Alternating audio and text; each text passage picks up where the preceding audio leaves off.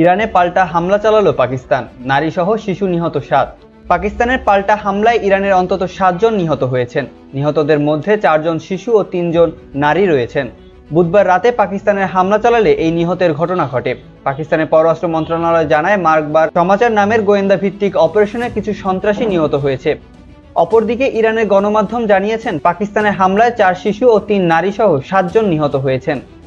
এর আগে গত মঙ্গলবার পাকিস্তানের বেলুচিস্তান প্রদেশের বিমান হামলা চালায় ইরান। তেহরানের পক্ষ থেকে বলা হয়, পাকিস্তান বেলুচিস্তান জাইস আল আদাল নামের এক সন্ত্রাস গোষ্ঠীর 2 ঘাঁটিতে ড্রোন ও ক্ষেপণাস্ত্র হামলা চালানো হয়েছে।